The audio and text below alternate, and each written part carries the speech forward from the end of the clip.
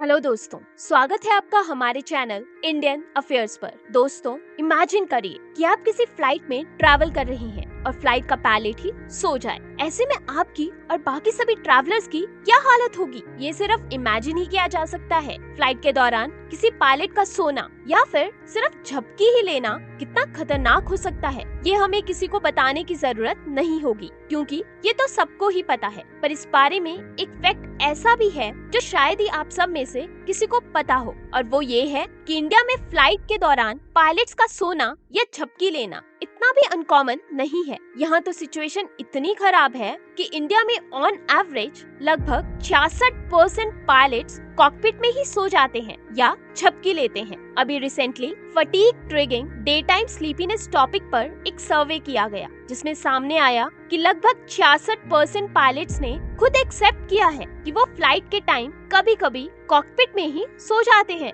या झपकी लेने लगते हैं। ये सर्वे इंडिया के 542 पायलट्स पर किया गया था और उन्होंने खुद ही माना कि कई बार वो बिना किसी क्रू मेंबर या किसी को भी इन्फॉर्म किए कॉकपिट में ही सोने लगते हैं। और ऐसा नहीं था कि इसमें सिर्फ इंडिया के डोमेस्टिक फ्लाइट्स के पायलट्स शामिल थे। इस सर्वे में डोमेस्टिक के साथ ही साथ रीजनल और इंटरनेशनल फ्लाइट ऑपरेशंस में इन्वॉल्व पायलट्स के फटीग को एफवर्थ स्लीपीनेस स्केल पर मेजर किया गया, और इस सर्वे का जो रिजल्ट आया वो काफी शॉकिंग था। इस सर्वे के रिजल्ट के अकॉर्डिंग करीब 54% पायलट्स सीवियर स्लीपीनेस और दूसरे 43% पायलट्स मॉडरेट स्लीपीनेस की समस्या फेस करते हैं। और इसीलिए ये अंडरस्टैंडेबल है कि क्यों 66% पायलट्स ने एक्सेप्ट किया कि वो फ्लाइट्स के दौरान ही कॉकपिट में सो जाते हैं या एटलीस्ट झपकी लेते हैं। इस सर्वे को एनजीओ सेफ्टी मैटर्स ने कंडक्ट किया था। वैसे दोस्तों, भले ही सर्वे के अकॉर्डिंग पायलट्स का ऐसे सोना या झपकी लेना काफी